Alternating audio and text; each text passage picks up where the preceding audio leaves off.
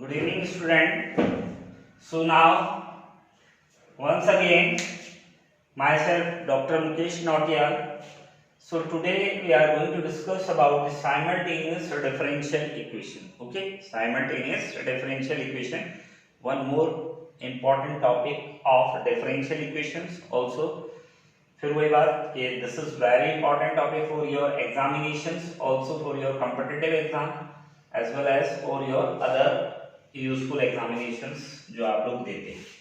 तो अब हमको करना क्या है, साइमल्टेनियस डिफरेंशियल इक्वेशंस। ओके, सो अभी तक जो हम सॉल्व कर रहे थे, जिस सीरीज में लेके आया हूँ 4-5 वीडियो मैंने डिफरेंशियल इक्वेशंस के डाल दिए हैं, आप लोग देखिए, उनको अपलोड कर दिए हैं। तो उसी सीरीज का ये छठा वीडियो है डिफरेंशियल इक्वेशन का, तो उसमें है साइमल्टेनियस डिफरेंशियल इक्वेशन। तो साइमल्टेनियस, आपने साइमल्टेनियस इक्वेशन तो सुनी होंगी 9th, 10th, 6th, 7th, 8th, 12th में। तो अब साइमल्टेनियस डिफरेंशियल इक्वेशन, तो जो मेथड आप वहां अप्लाई करते थे, आपको याद होगा कौन कौन से मेथड आप जानते थे।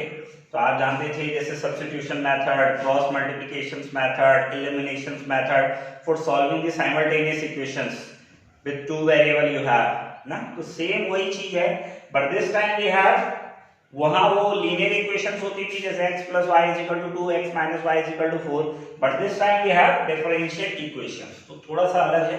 कैसे सॉल्व करना है, क्वेश्चन है हमारे पास कि solve the following simultaneous equation.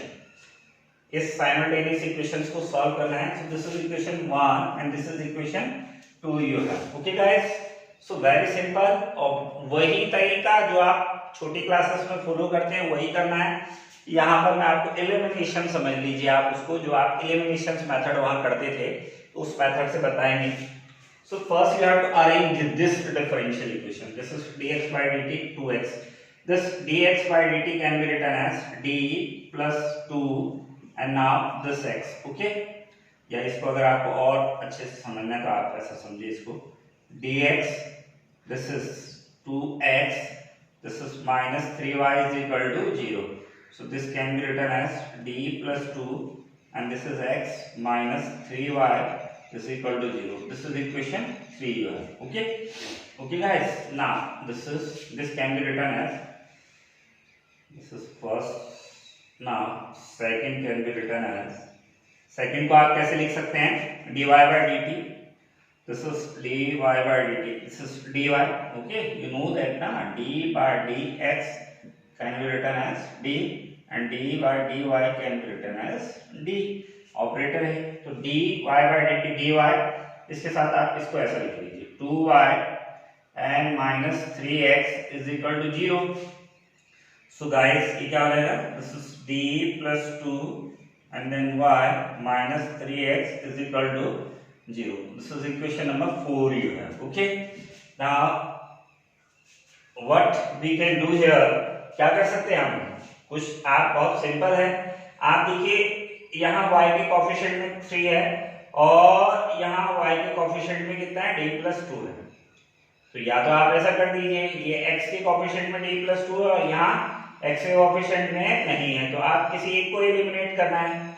तो आप किसको एलिमिनेट करना है, मान लीजिए कि अगर मैं इसको, इस इक्वेशन को d plus 2 से इंटू कर दूं तो ये कितना हो जाएगा, यहाँ आ जाएगा 3d plus 2x, लेकिन यहाँ कितना रहेगा, d plus 2x रहेगा, तो 3 चाहिए।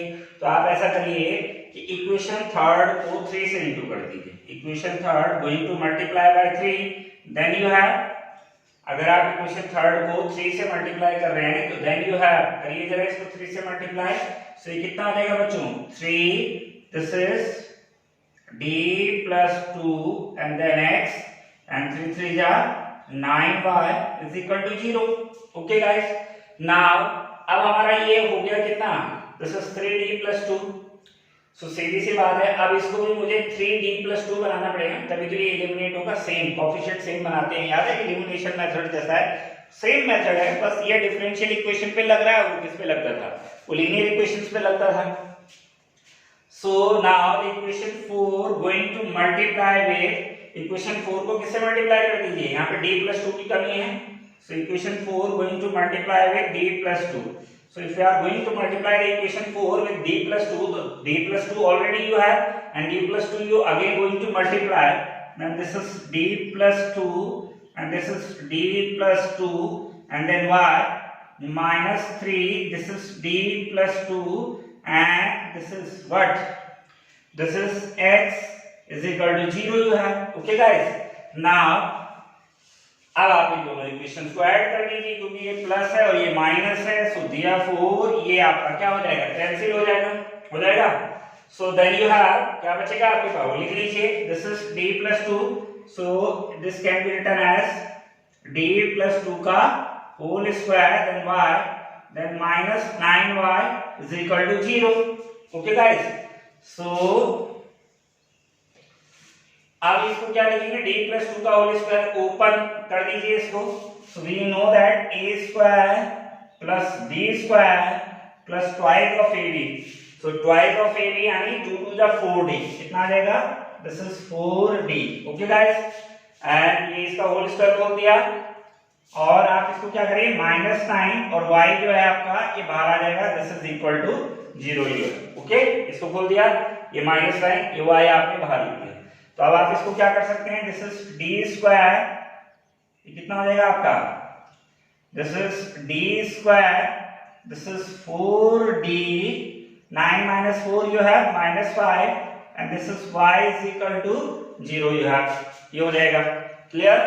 अब इसको आप क्या कर सकते हैं? नाउ दिस इज, याद आ रहा है आपको? अब ये आपकी नॉर्मल डिफरेंशियल इक्वेशन बन गई है, जो हमने पहला वीडियो जो अपलोड किया था डिफरेंशियल इक्वेशन का, तो उसमें हमने आपको CF निकालना सिखाया था, क्योंकि इसका राइट हैंड साइड 0 है तो PI तो निकलेगा नहीं। So we are just going to calculate the CF of this particular differential equation, second order है तो लीनियर है, तो इसको कैसे सॉल्व करते हैं? इसकी ऑक्सिलरी इक्वेशन आप लिखेंगे, then auxiliary equation is m square plus 4m and then minus 5 is equal to 0। Okay guys, आ रहा है ना समझ में? अब इसको क्या करिए? Now the splitting middle term method से इसके फैक्टर करिए आप, splitting middle term method. So this is minus 5 you have, so now you have to decide the two number ऐसे दो नंबर डिसाइड करने हैं, द सब्ट्रैक्शन जिनको माइनस करने से क्या आ जाए? 4, and when they are going to multiply then you have 5। So now the two number you have m square plus 5 minus 1, that is m minus 5 is equal to 0. So this can be written as m square plus 5m minus 5 is equal to 0. So this is m plus 5 minus 1, and this is m plus 5 is equal to 0. So you have m plus 5 and then m minus 1 is equal to 0. So guys, you have m is equal to minus 5 and m is equal to 1. So if you are going to write the CF of this equation is, so हमने बताया था when you have two real roots and distinct root, then CF is given by C1 e raised to the power x, C2 e raised to the power something, या जो भी independent variable है, but this time we have independent variable t here. Okay, this is dx by dt. So independent variable you have t. So याद रखेंगे कि जो ये differential equation है, जो डिफरेंशियल इक्वेशन है, ये टी में आएगी, किसमें रन करेगी? टी में रन करेगी। क्यों करेगी रन में? टी में, क्योंकि because of independent variable you have t, this is the dependent variable, यहाँ x है और the dependent variable you have y, so it means you have to calculate the two value, one dependent variable x, one dependent variable y, and these two independent variable depend on a same independent variable which is t here. So for that उसके लिए तो solve कर रहे हैं हम, तो ये कितना हो जाएगा? दिस इज, अगर आप इसका CF लिखते हैं तो C1 e raised to the power t and then C2 e raised to the power minus 5t. Okay, but just because of the right hand side is 0, so we are unable to find here the pi. So the complete solution is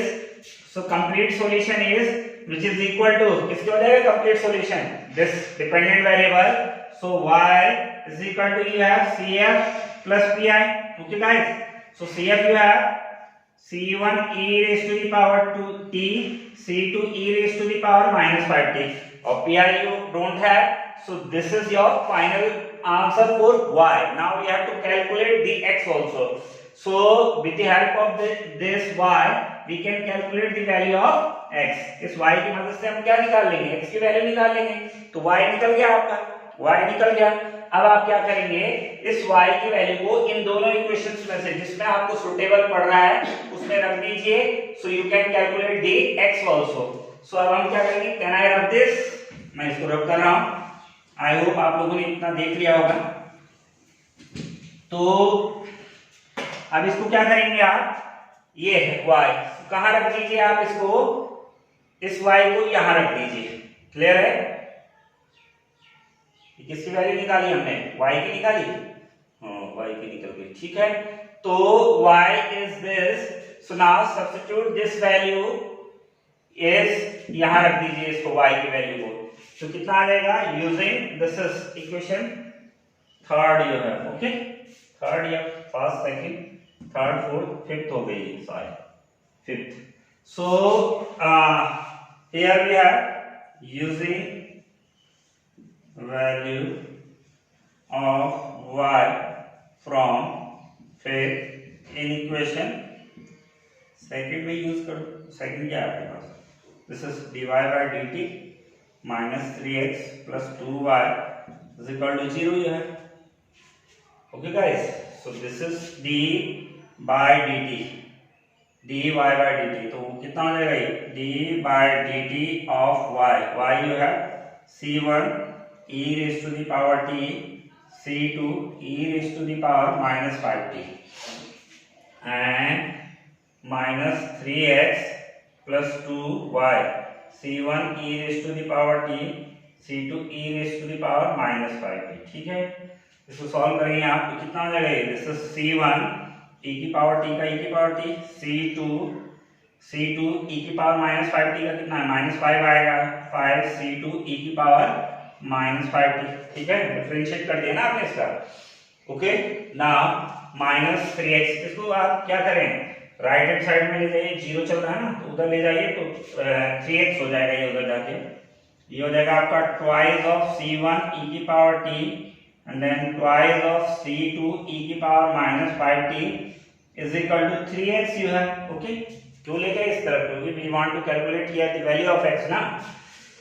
सो इसको simplify कर दीजिए, कटता है तो कुछ काट दीजिए, बचता है तो बचा है, twice of c1 e raise to the power c1 e, कितना हो जाएगा ये, this is 3c1 e raise to the power t minus 5c2 e raise to the power minus twice c2 e raise to the, तो minus कर दीजिए, तो minus 3c2 e raise to the power and then this is you have 3x, okay guys.